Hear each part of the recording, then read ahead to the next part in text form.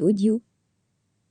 À Jeanval, on tire à l'arc verticalement dans une tour désormais classée. C'est une construction qu'on ne peut pas manquer à Rixensart, la tour de la Perche couverte. Une curieuse tour haute de 30 mètres, couverte d'ardoises, qui se dresse en plein centre du village de Jeanval. Elle vient d'être classée par la ministre wallonne en charge du patrimoine, et est donc désormais protégée.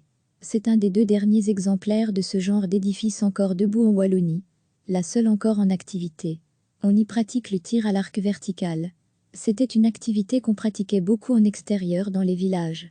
Rien que sur Rixensart, on dénombrait plusieurs perches dans différents quartiers, se souvient Michèle Nambru, la présidente du cercle de tir local.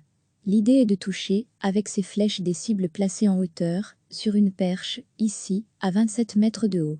En extérieur, le vent, la pluie et même un soleil trop fort peuvent perturber le tir, ce qui empêche les tournois de se dérouler toute l'année.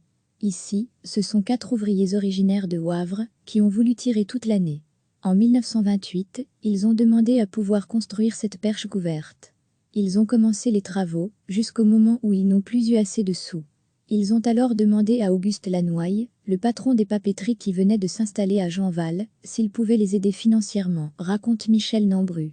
Un petit musée retrace l'histoire du lieu, les différentes coupes qui s'y sont déroulées depuis près d'un siècle, à travers des affiches, des photos et des trophées. Ce samedi, un tournoi rassemblait plusieurs sociétés de tir venues essentiellement du Brabant wallon, du Hainaut et de Flandre, où cette discipline est encore très vivace.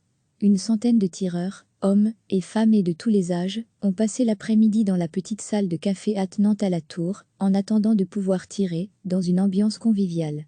Chaque société est appelée, et chacun de ses membres ne tire qu'une flèche à chaque passage, insiste la présidente. En fonction des cibles de plumes colorées atteintes, les oiseaux, la plus grosse, et la difficile à atteindre étant le coq, les tireurs obtiennent des médailles qui valent un certain nombre de points. Ceux-ci sont additionnés à la fin de l'après-midi, et le gagnant sera évidemment celui qui en aura marqué le plus. Recevez chaque matin l'essentiel de l'actualité. Cliquez sur s'abonner pour recevoir les dernières nouvelles.